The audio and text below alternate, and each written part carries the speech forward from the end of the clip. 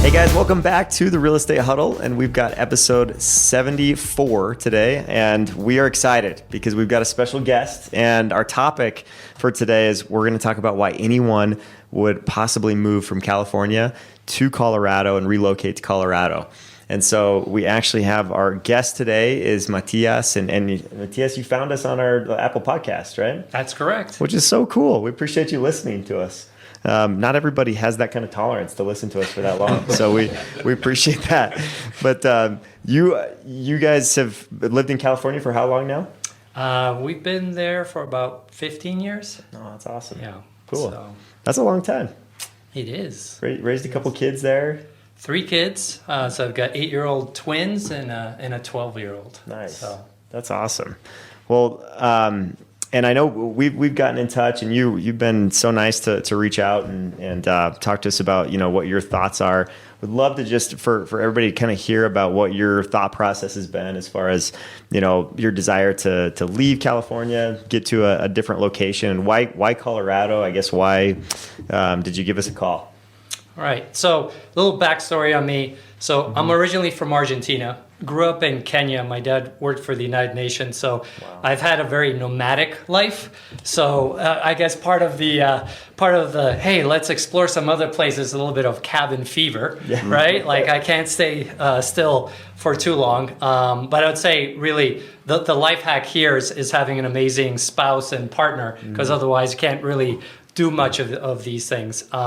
Both myself and my wife are big lifetime cyclists. In fact, she went to the Olympic trial, so we've traveled and visited a lot of different places. So amazing. As part of this kind of journey, we were thinking, we've been here for a while. She's a lifetime Californian, lived in Palm Springs for all her life, so as hot as can be, yeah. Right? So going to the other extreme.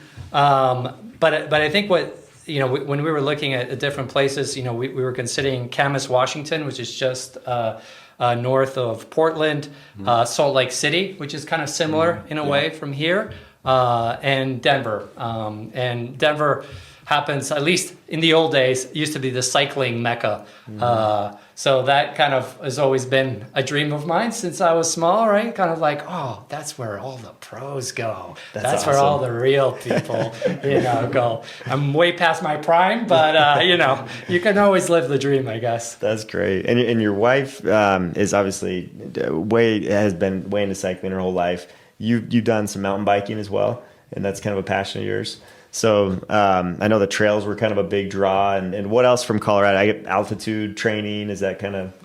No, I mean, I think here you have a diverse kind of palette of things to do, right? Like I'll be the first one to admit that I hate the cold. I've lived in, Mexico City, in Kenya. It's on the equator, right? So I think the most I've spent in cold weather was my 4 years in college in New England, right? And I said, LA sounds a lot more my speed. But I think as you grow older, you kind of, your kids are the ones that really change your life a little bit. And this, lucky enough that Nicole's parents have a place up in Park City.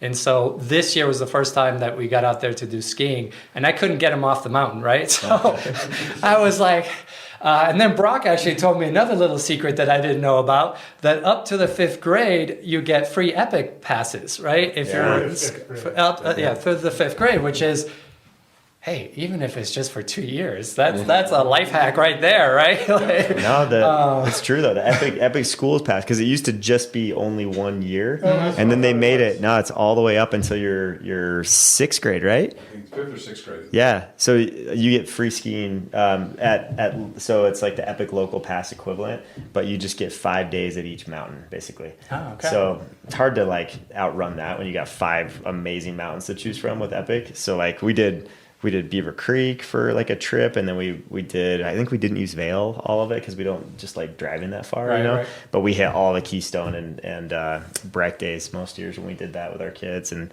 it's a bummer when they get to sixth grade. You got to start paying for them and get used to this. Yeah, that's how the state hooks you, I guess.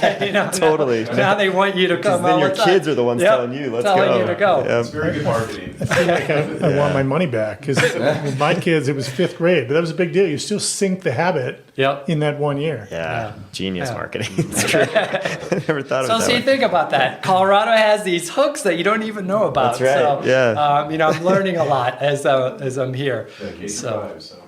That's great. Well, very cool. Well, obviously, huge benefit there, but it can't just be the cycling, right? It's got to be a little bit more than that. I know I'm so sorry to hear about all the fires in California, and you guys are right in Thousand Oaks, so you've seen a lot of that firsthand, like very close up. And so that's tough. Any other factors that kind of went into your decision to aim your sights towards Colorado? So I think everybody knows in California with the sunshine tax, right? Mm-hmm. So that comes with earthquakes, with high property taxes, with a lot of traffic. So it's kind of like it can be overwhelming at times. But like I said, I think more so than anything, obviously everybody talks about Colorado and lifestyle. California has got kind of a similar vibe to it. But it's just the ability. One, it's more centrally located, right? So if we want to travel somewhere, we're kind of closer to everything. Yep. Obviously, it's a unique layout, shall we say? I've only really been looking west of Denver, south and up north, and the closer to the mountains, because that's kind of the attraction to that. Yeah. But also school systems, amazing. In LA, they're good, but you have to kind of move to a certain here. Here you have a little bit more there, and it's a large enough city that for professional opportunities, there's enough there. Denver has a great airport, which is another, must for traveling, except I'll say that I hate coming in during the wintertime because there's a lot. I hate roller coasters, and that's kind of how it feels every time we land here. Totally. So. Yeah, no, I get it. And of course, it's just a little bit, I say a little bit lower. Compared to California, everything will be lower overall in terms of living expenses. But I think it's a mix of things. It's not ever going to be a perfect place, but like I said, it's part of an adventure. Yeah. You're not held prisoner here either, right? So that's you can always move. That's awesome. Well, this isn't like a rip on California show, obviously. However, we just like to get the perspective, right? It helps. And I think that there are some great things about California. I love the coastline and just it's fun, just like kind of that beach vibe and stuff if you're close to it. And the weather, if you like no seasons, that's the way to go. I love it during our winter time to go out there and see the green, and it's always nice. But yeah, the seasons are pretty awesome here. And unfortunately, we invite you out here and you come and it's like 4 degrees and snowing on the day you get here. I was like, please, couldn't it be any other weather day when Matias gets in town? But it happened to be very cold. So we appreciate you having a little patience and poise as the weather changes. But this is usually the low point of the year as far as weather goes. And then it's just up and up. We get to March, April, it gets very pretty green again. And good things ahead. So, are you in sales by chance? Maybe. He predicts the weather. Yeah. Definitely not a weatherman, that's for sure. You don't want to try to be a Colorado weatherman because you'll fail. But no, that's great. Well, thanks for sharing some of those insights as far as what's inspired you, and tell us a little bit about the price points, because here you're looking at 2,500 to 3,500 square feet above grade plus a basement, potentially finished. Could be up to 45 to 5,000 square feet finished. If we can find you the right place, and parameter wise, that's in our market, that's somewhere between 900,000 to 1.1, 1.2, somewhere in there.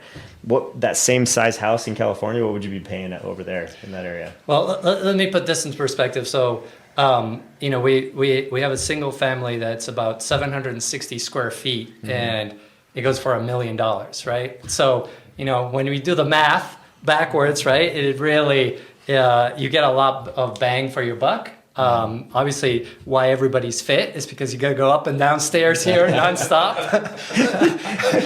But you were breathing a little harder. Yeah, I am. Yeah, that's true.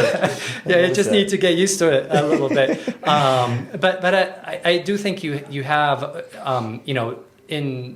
in at least where we've lived, there's less of the HOAs, right? Which is also kind of a nice thing to have and something you need to get used to. And I think that's part of what's included in the price. Bless you. Yeah.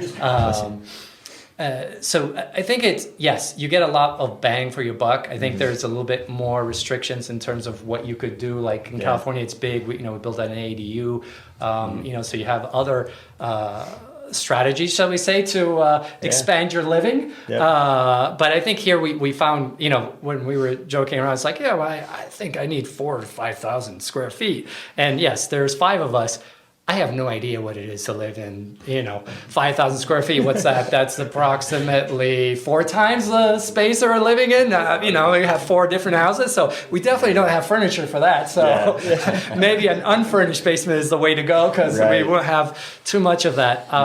But it's different. But I think that it's interesting. I say that maybe the reason you have 3 different levels is for the different seasons, right? Like when it's winter, you kind of hibernate at the bottom, and then as the weather changes, you can go to a different floor. And that's how the you way get around. In the summer, the basement. Okay. Yeah. See, the out of towner right there. You called him out right there. Heat rises. So. That's great. So, I mean, easy to spend. You have 4,000 square foot house in California, easily $2 to $3 million. Yes. And especially in Thousand Oaks. Yeah, well, Thousand Oaks would be Malibu. a little bit, add another digit to that. For sure. That's true. On the coastline, you're probably talking 20 million. Oh my gosh. Yeah. That's crazy. And they're hard to find in more central LA, like Torrance and Redondo Beach and Palos Verdes and stuff like that. You're not going to see houses that size. So. Yeah, that's for sure. Interesting. Okay. But we do spend a lot more time outside. Here's one of the things that's interesting is we're looking, how big is that yard? And then, talking to my friends, they're like, we don't really spend a lot in your own yard, right? Like, that's why you have your backyard is kind of like endless, right? So, it's just a little bit of a different definition of what your backyard is, right? Yeah, So no, that's great. Well, I'm going to throw you a couple curveballs. This is unscripted. Okay. Going off script. Let's go. What are Denver people like? What do people like? Have you noticed anything about Colorado people here that were like, we don't have an accent. We already know that. But is there anything that you've spotted from that standpoint, from the culture? I say one thing. I've learned the key to happiness is to kind of find your tribe. And here in Denver, you can find all kinds of different tribes, right? Like I would say the cycling community or the skiing community. It's so vast. It's so large. So it doesn't matter. Like for me, for cycling, I could show up next week, throw out a few emails to people that I don't even know, but because we like wearing spandex, and we like to see each other in spandex and helmets, right? All of a sudden we'll become best friends. So I think in California, it's so bigger and different. There's a lot of different kind of likes and things. Here, it seems to be trending more to the outdoors. I'm not saying everybody's outdoors and everything, but you can find, I think, your tribe very easily, and they're very welcoming. Yeah. I did get the tip of the day the other day. It's like, as soon as you move here, change your plates, right? Don't have California, because otherwise, you may get too many honks or fingers going up, right? So people think you're a bad driver or just a LeBron fan. One of the two. I was a very bad. You saw me. I came in the storm on Saturday, and I think Landon really had to slow down when I was falling because I was having a hard time in the snow. Yeah, no, I didn't want to take it too hard on you on the first day. We'll work you in gradually here. Did you see anyone wearing shorts when you got in and it was 4 degrees? At the airport. I bet you did, right? Birkenstocks and shorts. That's awesome. So preparations as far as because you've looked into other markets, you've done a lot of research. I know you're very good on the research part of things, and you're a very detailed person. What's that looked like? What's that process kind of been like with you and your wife deciding on this, and what does it take for you to make those steps from a relocation standpoint? I'd say thank goodness for technology, right? Mm-hmm. And being able to, I started on the YouTube channels of what is it to live in Colorado? And I think every real estate person out there has some video that they do. Then I went into podcasts, and kind of what attracted me to you guys is, one, you have consistency. You don't know how many podcasts are out there that they'll do like 4 or 5 episodes and it's done, right? Yeah. And it's like, hey, okay, I tried it, I did it, right? But you guys have been consistent and you've done a lot of different topics. I mean, I think last week was dogs, right? Like, and then, what to do during the winter or in other times for kids, right? Like things that really, as an out-of-towner, right, need to understand kind of from tribal knowledge. And I think that's what you guys really impart, is that tribal knowledge of the market. And that gives you a little bit of authority and I can trust these guys, right?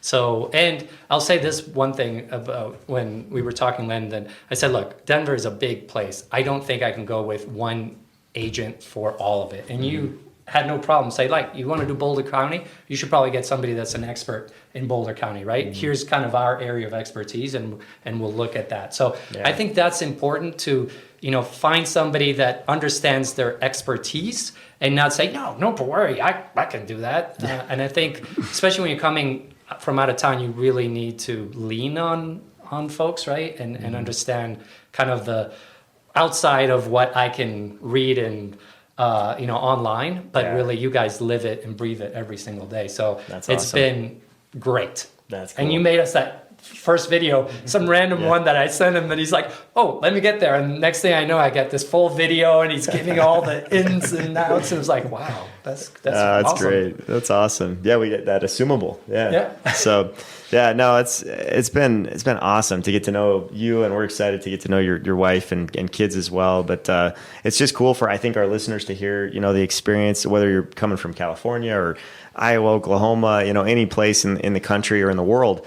It's you have to have that hyper local knowledge, right? And you've done a great job of asking not just about like Denver in general, but about like, what about this specific area in Highlands Ranch, like particularly, like what's the difference between living there and living in this spot? So I think you've asked great questions, and it's made it easy for us to, give you the stuff that we know because we live here, and we, it's kind of, like you said, tribal knowledge. I love that term. I think that's great. And I think you guys made it easy because in going through your podcast, even just the topics, right? So I didn't have to listen from 1 to 60, although I did. Yeah. I have, because I had a lot of cycling that I did. But it went through all of the different topics. So, right before we're going here, I was like, going to the Highlands Ranch one and kind of put it on my wife's podcast, right? So it's just like, she only has to listen to that part to get excited, or the one on the kids, right? Great, so I think that really is great because and I think if you guys, some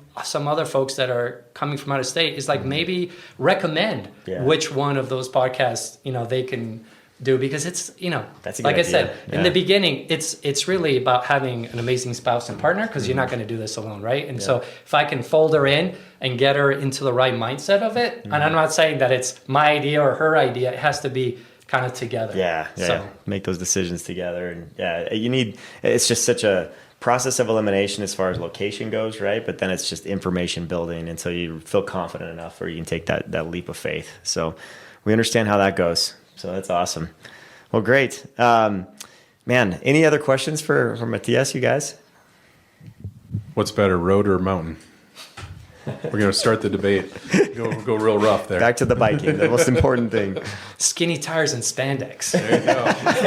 Lycra, it's the outfit of the superheroes, right? It's until you get you get older and slower, and then mountain bike is great.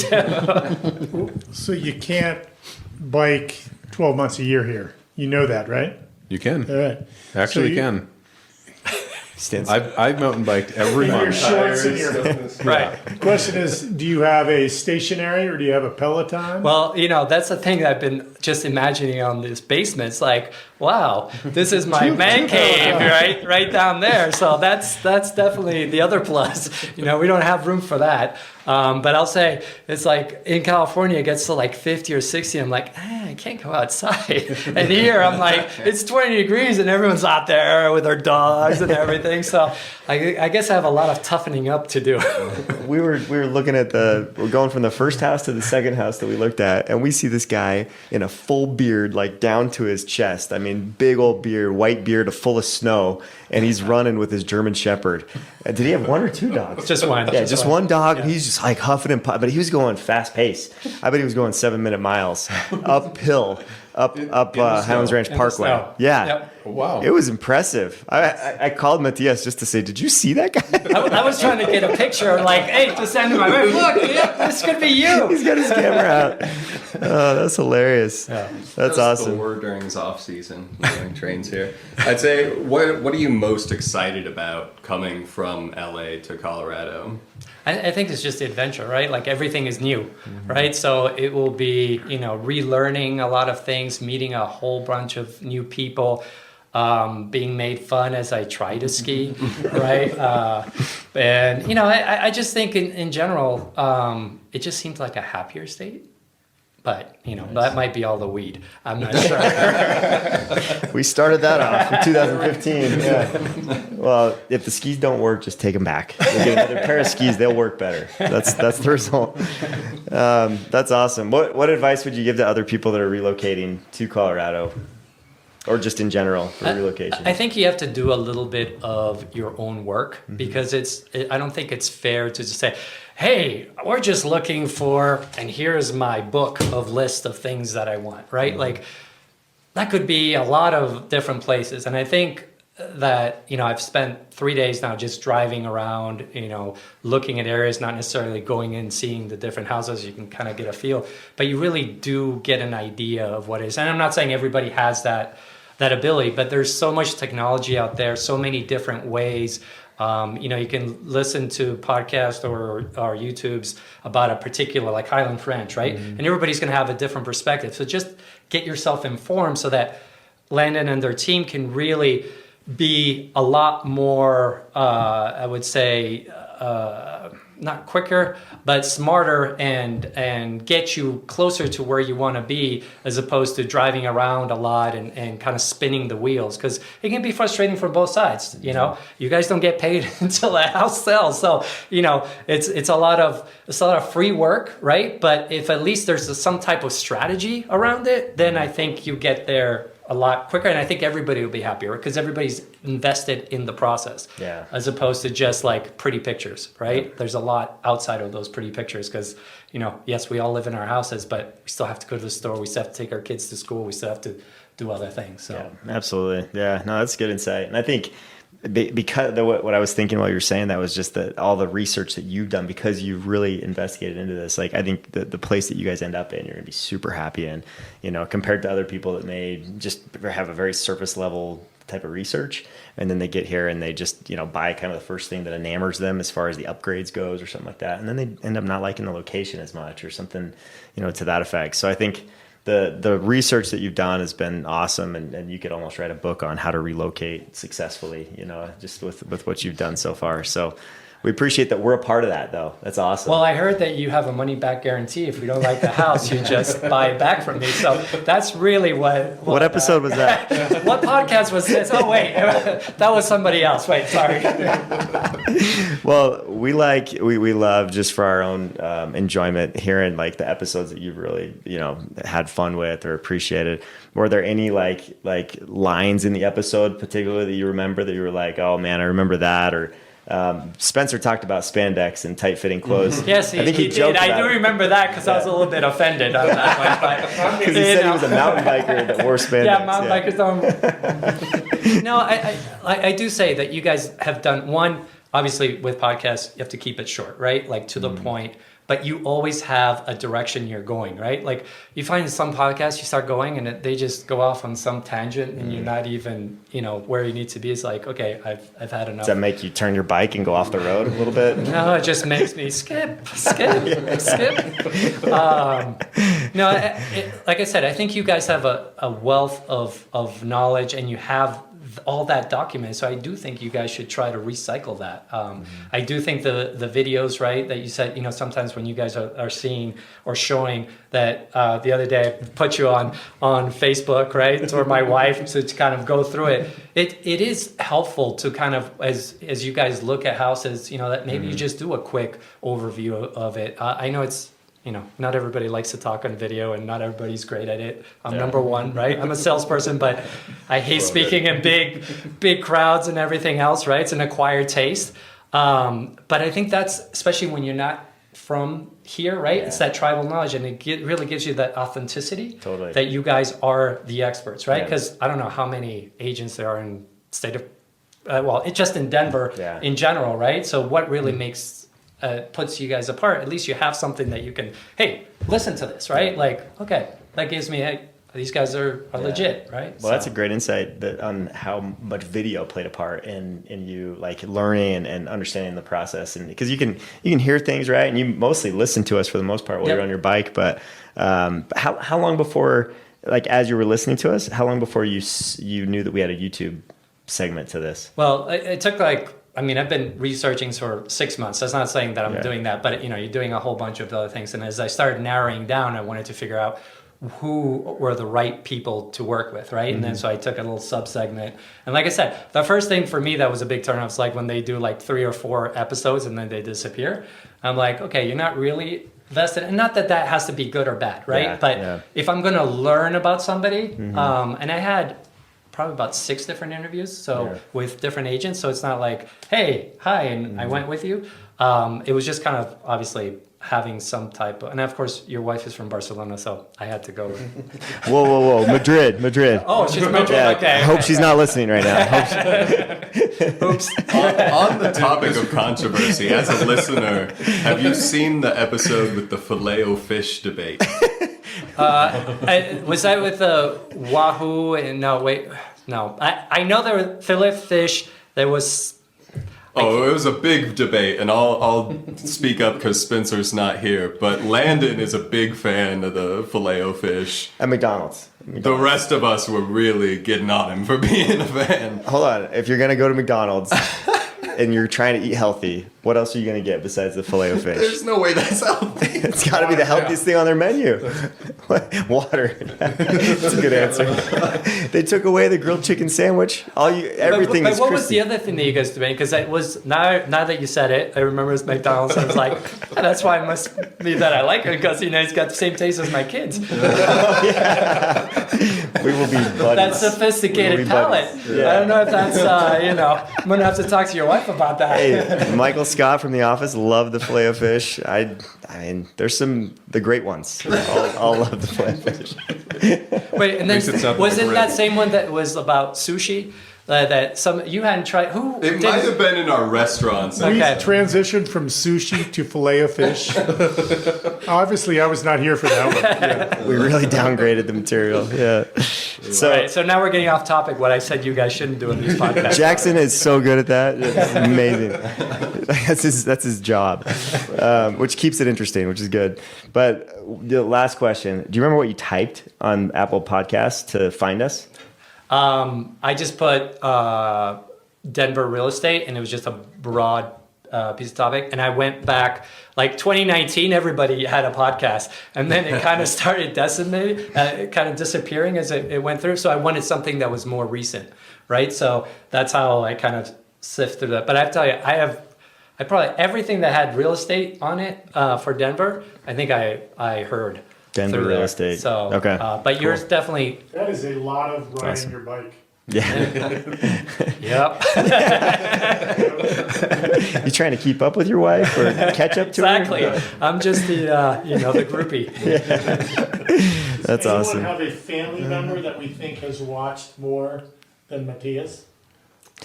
Definitely not mine. Family member. I know Kristen has seen every single episode. She edits them. She goes in and does the timeline on them and stuff. She's just, So I have to admit, I didn't watch so much as YouTube. It's more the podcast because it's easier to just kind of be on the go. Yeah. But now I'm always like looking forward, like, oh, when's the next one gonna drop? That's awesome. That's cool. Well, we really appreciate you. You watching, listening, and for the opportunity to help you here. And we're only halfway through, right? So, and not even. So I would say this would be fun to do if you're open to it. After you guys, get a house, close on a place, maybe we'll do a follow-up episode in the future and just ask about how the rest of the experience went and that sort of thing, so that our viewers can learn a little bit more, and listeners as well. So, Very cool. Awesome. All right. Any closing thoughts? I would say if you're looking, and this is not an advertisement, it really does help to have boots on the ground, right? Like somebody is not just going to tell you, yeah, all these great places are great. Why are they great? Or why is this place not great? Like when I look at a house, yes, I try not to be emotional. Everyone's going to be emotional, but we've got some investment property, so we look at it more for the long term. So if it's an ugly kitchen, it can be fixed, right? The flow of some of these places, I don't know what they were smoking in the 80s, but I don't know how much you can actually fix that. But right. I think that's why it's important, because there's different, I would say, vintages within all the neighborhoods in Colorado. And I think it's great to have a guide that can tell you, hey, look, if you're looking for this is kind of where you need to be focused. Because otherwise you start looking at houses, and you can't tell one from the other, right? It's just one big blur. So, I would say do your homework ahead of time if you can. Really have a few interviews, right? Don't just go with somebody just because they referred you, right? Yeah. What makes them the market expert? And from there, it's like somebody who'll take the time. And I know I bug you a lot on text and Brock. Now that he's tagged you, now he knows what. We're all good. But I think so far it's been a great working relationship, and that's what we want is a partner. Yeah, so. Absolutely. That's awesome. Well, no, we love it. We love the questions, and like I said, you could write a book on it. You're a very strategic buyer, as far as what you're looking for, and it's just we love working with just educated, very sharp people like you. So thank you for that, and we appreciate our listeners. Thank you for listening and tuning in with us today. And it's been fun to visit with Matias here. If you have had thoughts, and you're living out of state and you're thinking about moving to Colorado, we'd love to help you here. And we are the Dreamsmith team. We're licensed realtors here in the South Denver metro area. So anything we can do for you here, you've got all of our contact information below. And remember to subscribe to our channel so that you can hear more episodes like this. Thanks for listening.